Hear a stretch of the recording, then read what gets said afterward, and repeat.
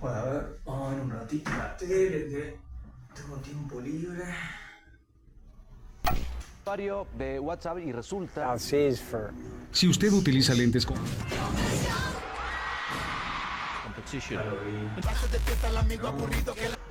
No. Pintar miles de colores. No, chiloco, no hay nada para ver. Ya fue. Voy a ver, hijo.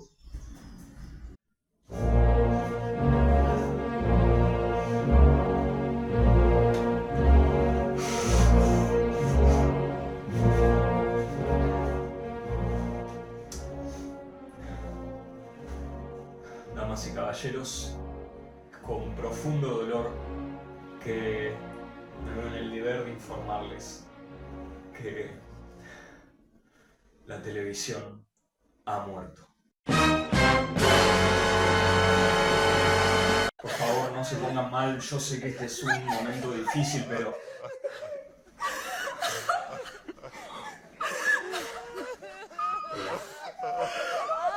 Sí, ¿qué pasó? ¿En serio? ¿Viva? Ah, pero tan mal. Ok. Sí, yo ahora les digo. Bueno, muchas gracias.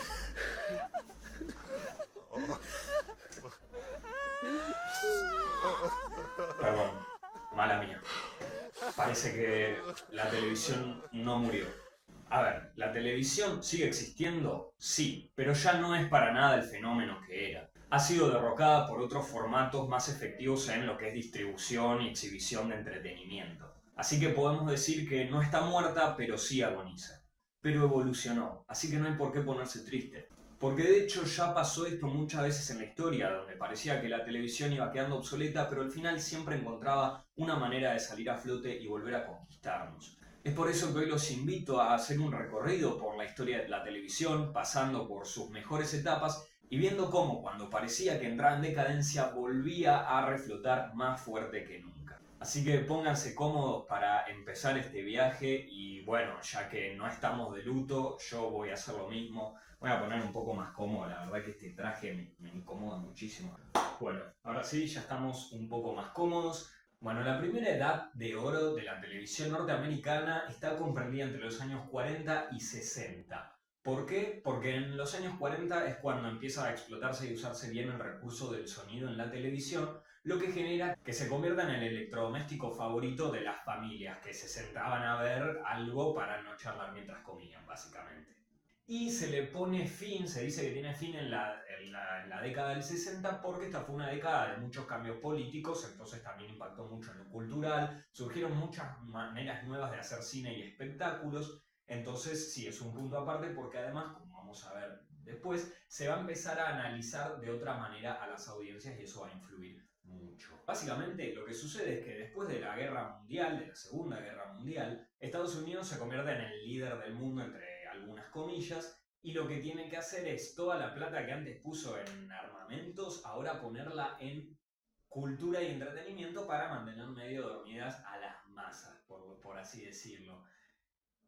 ¿Cómo se llega a las masas? Bueno, resulta que la televisión va a tratar de tomar lo que en ese momento era más popular.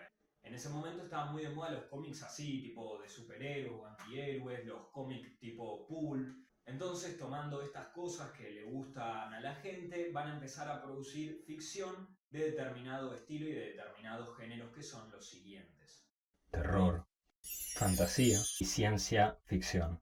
Estos tres eran los géneros considerados de clase B, los que les atraían a las personas con peor gusto. Eran géneros que se los tenían muy así fáciles y que no tenían, digamos, el prestigio que podían tener la comedia, el drama, el romance, entre otros. Es por eso que decidieron trabajar con esos que podían brindar un contenido que le gustara a la mayoría de la población y que no fuesen historias muy difíciles de seguir.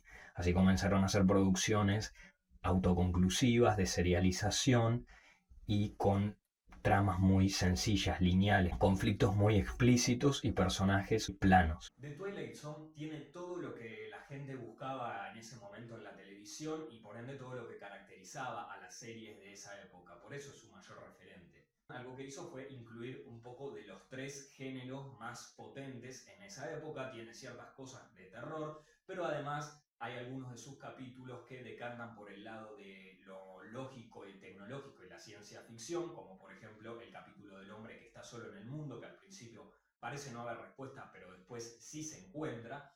Y por otro lado, a veces se va más al lado de lo fantasioso, con desenlaces que no tienen tanta explicación, como el capítulo de la mujer y las muñecas en el 9º piso, que termina y nosotros no sabemos bien y no le encontramos una explicación a aquello que pasó.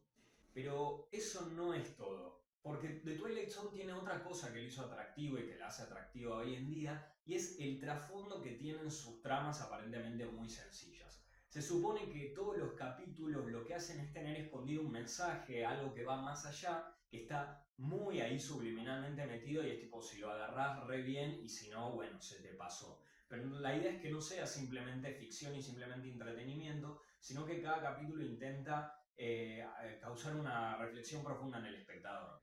Y bueno, y antes de que nos diéramos cuenta, ya estamos ahí nomás de los 70 y por ende es momento de hablar de la segunda edad de oro. La segunda edad dorada de la televisión está comprendida a grandes rasgos entre los años 70 y 90, pero para mí está dividida claramente a la mitad justamente por décadas. De los 70 a los 80 es una cosa, de los 80 a los 90 es otra. Y spoiler, según mi opinión, de los 70 a los 80 no vemos para nada una edad dorada. ¿Qué pasa? ¿Se acuerdan que les dije que se había empezado a analizar a las audiencias de una manera diferente? ¿Con qué objetivo? El de siempre, ganar más plata. Y se notaba que, claro, los canales en ese momento se sostenían gracias a los patrocinadores, a la publicidad. Y para que eso rindiera, la gente tenía que comprar las cosas que veían las publicidades. ¿Quiénes eran los que de verdad podían comprar las cosas y podían hasta permitir que se pusieran publicidad de cosas absurdamente caras? La gente que tiene plata, por supuesto. Entonces, ¿qué dijeron los productores, los encargados de hacer televisión? Bueno, hagamos cosas que le interesen específicamente a la gente con plata y hagámoslos sentir especiales. Entonces lo que hicieron fue empezar a cancelar los programas estos que habíamos visto que estaban, que eran más para el pueblo, para la plebe, cosas sencillas, fáciles de seguir y entender, y van a empezar a crear televisión para ricos. ¿Cómo lográs captar la atención de personas ricas norteamericanas de los años 70? Muy fácil, haciendo programas que hablen de ellos y haciendo programas que los hagan sentir distintos y superiores al resto de la población. Les encanta eso. Entonces lo que van a hacer es empezar a sacar, por un lado, series que narren historias de ricos. Series como por ejemplo Dallas o Dynasty, que hablan sobre problemas de ricos que la gente normal jamás va a tener y por ende jamás va a empatizar. Y por otro lado, series más complejas con múltiples conflictos, muchísimos personajes y que haya que ir siguiendo semana a semana. Esto hace que tengas que ponerle más tiempo y atención a esta serie, como las series convencionales que vemos hoy. Entonces quizás la gente con mayor nivel adquisitivo, que tenía como más tiempo y predisposición a eso, podía seguirla, mientras que las otras personas no. Para mí esto no es claramente una evolución de la televisión, no marca nada más que perder un montón de audiencia y no me parece una solución inteligente. Por eso yo no considero no considero esta parte como etapa dorada de la televisión. Para mí, la verdadera etapa dorada de la televisión está justamente de los 80 a los 90. Primero, porque en los 80 lo que hacen es empezar a crear canales especializados. Esto sí que revoluciona por completo la experiencia del consumidor, porque empiezan a crear canales como Nickelodeon, que ya sabemos que son de dibujitos y para chicos, MTV, que es de música, y ESPN, que es de deportes. Entonces ahí la audiencia empieza a sectorizarse y empieza a sentarse a ver la televisión y a ver lo que genuinamente tiene ganas. Ya no es me siento y veo que me toca como si fuera una lotería. La especialización es la clave para lograr un mayor éxito y un mejor desarrollo. Y este es un punto que sí considero en el cual la televisión evoluciona. Y el otro punto importante para que dé inicio a esta segunda edad de oro es que en 1981 este hombre, Robert J. Thompson, lo que hace es sacar los 12 criterios o pautas que tiene que tener para él la televisión de calidad. Esto da puerta a que se empiece a hacer la televisión de otra manera, porque el punto más importante es que los que estaban detrás de escena tenían que tener libertad creativa, ¿sí? para no estar atados a estándares que pudiesen limitarlos. Es entonces que llega la serie más distintiva de esta etapa, que además es la que termina por ponerle fin con su cancelación. Estoy hablando de Twin Peaks. Twin Peaks es una serie que empezó a emitirse en 1990 y después de una temporada fue cancelada en 1991, pero su poca duración no quiere decir que no haya dejado un gran legado y que haya gustado un montón a las masas. Esta serie tiene una premisa muy simple: responder la duda de quién mató a Laura Palmer. ¿Sí? Estamos en un pueblo medio raro, medio chico, y muere una muchacha y tienen que llamar a un detective para que investigue el caso. Suena como un policial, pero no, hay muchísimo más, porque justo llaman a Dale Cooper. Dale Cooper está muy lejos de la figura típica de detective que conocemos y tiene una construcción muy compleja y específica, y quizás lo único normal que tenga este muchacho es que le encanta el café y las tartas de cereza. Ya llegaron los 2000 y con los 2000 ya estaba más que inaugurada la tercera y hasta ahora última edad de oro de la televisión. De la tercera edad vamos a hacerlo acá con las vistas de la calle, sin importar el ruido de fondo, el ruido de los autos, y no importa que esto esté grabado a pulso, porque justamente quiero hacer homenaje a los creadores, a los de esta nueva etapa que empieza a finales de los 90 y todos coinciden, y yo también, en que termina en el año 2010. ¿Qué pasa? Bueno, esta es la edad dorada televisiva donde por primera vez no se le tiene ni un poco de miedo a lo que es la censura y donde verdaderamente acá la libertad creativa es total. ¿Por qué? Porque va a cambiar el modelo de financiación de los canales. Básicamente va a pasar a ser común lo que es la televisión por cable, donde los televidentes pagan una suscripción para aquellos canales que les interesan en particular. Entonces son ellos los que financian principalmente las producciones y no los patrocinadores. Esto va a hacer que se pueda alcanzar una televisión mucho menos restrictiva, sin tantas limitaciones, y lo que se va a hacer es justamente contar las preocupaciones de la sociedad norteamericana, porque siempre estamos hablando de Norteamérica, sin ningún tipo de tapujo. Se van a hablar de temas incómodos como las drogas, el racismo, el clasismo, la violencia y entre otras miles de cosas. La primera series que podemos mencionar de este periodo son Los Soprano de 1999, que es una historia de mafia y enfrentamientos entre bandas; The Wire, una serie que está considerada como una de las mejores de la historia y nos muestra de una manera muy cruda y muy realista la vida en un barrio bajo de los Estados Unidos; pero también algunas que se van más al plano de la ficción, como pueden ser Lost, que habla sobre un grupo de personas que se queda aislada por una fuerza mayor y como son tan diferentes empiezan a experimentar problemas, pero a la vez se tienen que unir para poder combatir con una fuerza mayor que vendrían siendo los otros; y Breaking Bad, que es un tipo que está lleno de frustración y que se tiene que meter en un mundo completamente nuevo para empezar a tener éxito, pero ahí se enfrenta a diferentes bandas y bla, y se dan cuenta que el tema central siempre son las drogas, la violencia. Es un género mucho más crudo, que justamente por eso atrajo a la gente, porque no se limita en insultos, en sangre, en peleas o en demás. Es todo lo que nunca había ofrecido la televisión hasta ese entonces. Y esto finaliza justamente en el año 2010. Podemos poner como punto destacado que finaliza Lost. Además, la sobreproducción de series norteamericanas, demasiada oferta, entonces se hace más difícil competir y la gente tiene demasiado para elegir. Y además es el año donde, por ejemplo, Netflix inicia operaciones, así como la conocemos como plataforma on demand, y se abre al mundo. En Estados Unidos ya estaba desde 2007-2008, pero en 2010 se abre al resto del mundo y empieza oficialmente la era de las plataformas, que va a cambiar mucho la forma de consumir.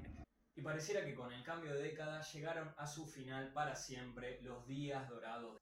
Pero si prestaste atención a todo el video, sabes que el mundo del espectáculo y el entretenimiento siempre encuentra la manera de salir a flote, y de hecho es algo que hizo. Aparte, todas las series y programas que salieron al aire durante todos esos años dorados no quedaron para nada en el olvido, y es más, siguen estando presentes en la cultura y siguen siendo fuente de inspiración para los programas nuevos que salen incluso hoy en día. Es por eso que podemos encontrar miles de referencias, homenajes en series actuales. Por ejemplo, tenemos The Twilight Zone, la más vieja de las series que pudimos destacar, que con su contenido lo que hizo fue en cierta manera enaltecer a géneros que se consideraban tontos o para la gente más inmadura, como lo eran el terror, la ciencia ficción y la fantasía.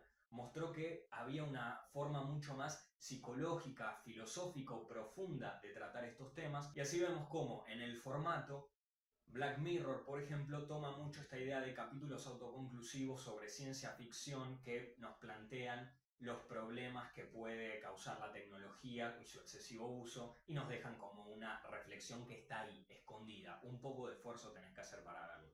Es decir, estas series jamás van a quedar en el olvido porque siempre se va a seguir tomando cosas de ellas y los programas nuevos van a seguir aprendiendo de ellas. Aunque quizás hoy en día no lo aprendan de la mejor manera. ¿Qué pasa desde el 2016 hasta hoy con el contenido audiovisual y el mundo de las plataformas? Podríamos decir que sí hay un problema, hablando ya de nuevo de lo que es la televisión o las plataformas y el contenido norteamericano, que es que hay muchas otras industrias que ahora se están desarrollando, sobre todo la industria europea, pero incluso también hay series en Sudamérica, en México, que están mostrando tener gran calidad, entonces hay mayor competitividad y además, de nuevo, el fenómeno de la globalización, que es algo que va a ir evolucionando y cada vez va a ser mayor. Hoy, por ejemplo, una serie como El Juego del Calamar, que fue producida y hecha del otro lado del globo, del lado oriental, fue un exitazo en este lado del mundo, cosa que quizás antes no hubiese pasado. Por ejemplo, hay una serie que salió hace 2-3 años que se llama ¿Cuánto pesa la sangre? Y está ambientada y filmada en Sudáfrica. O sea, yo jamás había visto una serie africana y esta tuvo un gran éxito también. Entonces cada vez es más difícil competir y mantenerse en la cima solo por calidad. De todas formas, no creo que lleguemos vivos a ver cómo una industria supera a la estadounidense. Y esto es porque Estados Unidos tiene la población, la oferta, la demanda, el presupuesto y la trayectoria que tiene. Entonces, por más de que esté pasando por un momento difícil en cuanto a sus producciones, sigue estando mejor que el 90% de los otros países que hace radio y televisión. Si hay algo que es seguro es que nosotros como espectadores no tenemos de qué preocuparnos. Esté bien Estados Unidos, estén mejor otros países, haya desarrollo de plataformas o surja un nuevo modo de consumir, siempre vamos a poder estar tranquilos y seguros de que vamos a tener algo entretenido para ver a la hora de sentarnos a comer.